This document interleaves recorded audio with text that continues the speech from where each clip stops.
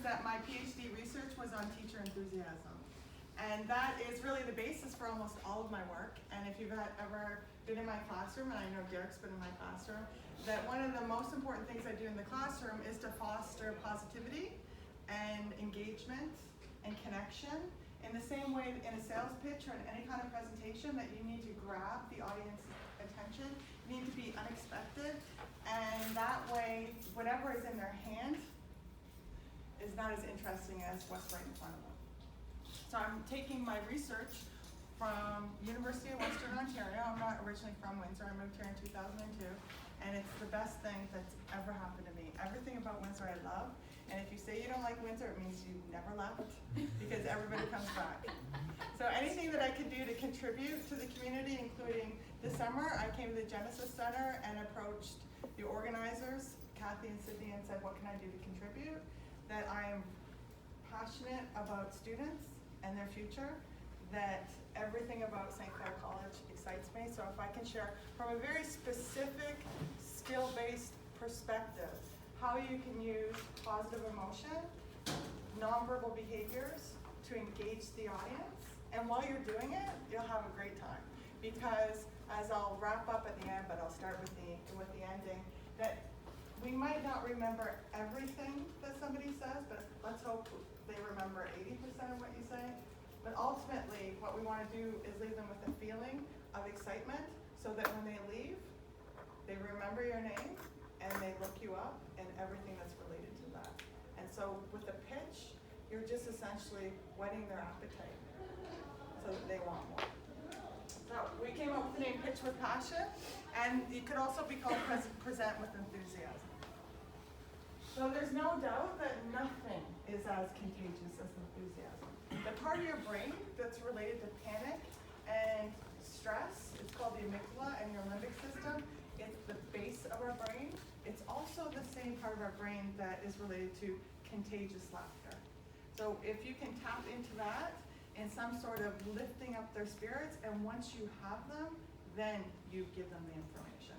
And I will never hear that I don't have enough time, because you can change someone's life in 3 minutes at a time. So that's not it. It's really what you do with the 3 minutes that matter.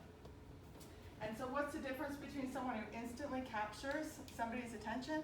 If you're not excited about what you're speaking about, how do you expect them to be excited? And so you want to use nonverbal gestures, which I'll talk about specific, that enthusiasm isn't just an emotion. Good vibes aren't just a feeling. For me, it's a strategy. It's a strategy that allows me in the classroom and in my practice, I'm also a psychologist, to get out the strengths in somebody, and then I get to work. So really get them from a place, because we have the very hectic lives. When they come to you, you want to feel like right now, in this moment, that there's no other place that exists than right here, right now, at 4:08 p.m. on October 4th, 2018. So blink. First impressions. In the classroom and in a presentation, you know in under 60 seconds if you want to stay. You know because you've been paying attention to somebody in front of you since you're 5 years old in some kind of education setting. And what we do is something called thin slicing. And the research is summarized in a Canadian's book, Malcolm Gladwell's a Canadian, on something called, as I mentioned, thin slicing, that we take a very narrow slice of someone's behavior. So we talk about first impressions. Equally on the other side of that is something called impression management. So from right down to what you're wearing, I chose green. I have a green scarf to go with it because it's St. Clair College colors. Green energizes, black grounds me. I'm wearing my boots that mean business.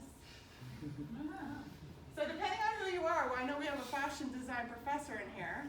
She would be reading the situation. She can't help herself from a fashion perspective first. And depending on who's in front of you, they're going to tell a lot about who you are by your posture, by how you stand, your use of gestures. It's thin slicing. And as I said, in under 60 seconds, somebody has an impression of you. So we want to look at, really raise your awareness today on how thin slicing happens and how we can really make it work for your favor. And because of something called rapid cognition and equally our gut instinct. And depending on whether you're a left brain person or you're a right brain person, and definitely if you're an entrepreneur, there's a lot of creativity in you, you get a sense of a lot of situations very quickly. So think about when you go into your presentation, it is about the material, no doubt, but it's equally about how you are the message. You are the message. Talk about the medium being the message, you are the message.